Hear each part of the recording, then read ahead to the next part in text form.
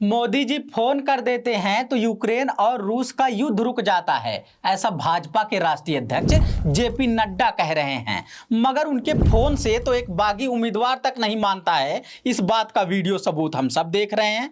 मोदी जी, ये गजब बेइज्जती है। नड्डा का दावा है कि मोदी जी के फोन से पुतिन और जेलेंस्की एक मत हो गए थे, युद्ध रोककर भारत के छात्रों को सकुशल वापस भेजने लगे थे। इतना बड़ा दावा उस नेता के लिए है जिसके फोन से अपने ही दो उम्मीदवार नहीं मान रहे, एक ही सीट के लिए आपस में भिड़े जा रहे हैं। बताओ भला, गजब स्थिति है। सच में भारत जैसे देश का प्रधानमंत्री होना बहुत बड़ी बात है, मगर उस पद की गरिमा का ख्याल न रखना बहुत बुरी बात है। प्रचार मंत्री को ध्यान देना चाहिए कि वो अब प्रधानमंत्री हैं। ऐसी हरकत करना उस संवैधानिक पद की बेइज्जती है। वैसे मोदी जी तो बहुत कुछ आपत्तिजनक बोलते हैं, बहुत कुछ आपत्तिजनक करते हैं। उन सब का जिक्र मत करना ही खुद में बेइज्जती है। नमस्कार, मैं समर राज बोलता हिंदुस्तान में आपका स्वागत है। कायदे से एक प्रधानमंत्री को विदेश के अफेयर में अपना वक्त देना चाहिए। सच में पुतिन और जेलेंस्की जैसों से संजीदगी से बात करना चाहिए। युद्ध रोकने जैसे बड़े कामों के लिए अपने प्रभाव का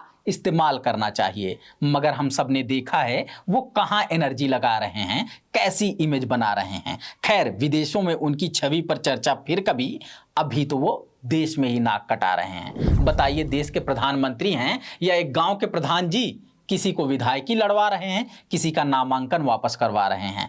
मोदी जी, मैं एक बात कहूँ।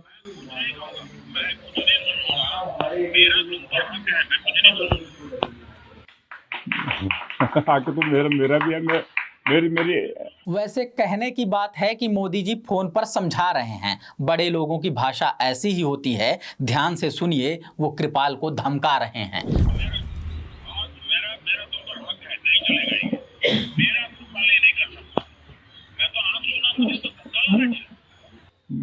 मोदी जी, मैंने नड्डा जी ने मेरे को इतना जलील किया 15 साल। मोदी जी, दो दिन पहले हो जाते।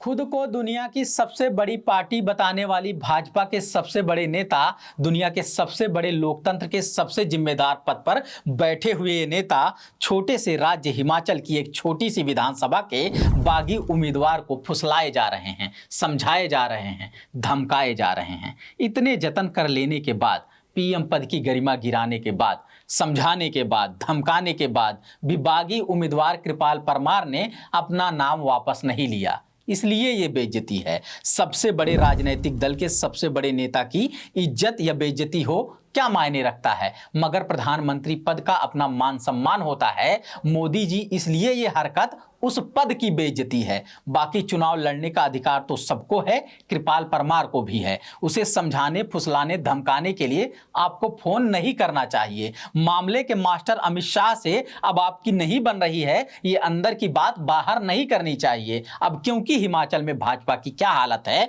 पोल खुल चुकी है, तो मोदी जी आप बता दीजिए कि गुजरात में यही हाल रहा तो वहां किसकी बारी है। क्या अब वहां शंकर सिंह वाघेला को फोन करके ऐसे ही समझाएंगे, पुरानी दोस्ती का वास्ता देकर इमोशनल माहौल बनाएंगे, किसी विरोधी को बताएंगे आतंकियों का हमदर्द, तो किसी विरोधी को अर्बन नक्सल बताएंगे। अगर भाजपा हारेगी यहां हिंदुस्तान में तो पाकिस्तान में जश्न मनाए जाने का डर दिखाएंगे, या पिछली बार की तरह खुद विक्टिम बन जाएंगे और गुजरात के लोगों को देंगे मां का वास्ता, उनके नाम पर वोट जुटाएंगे।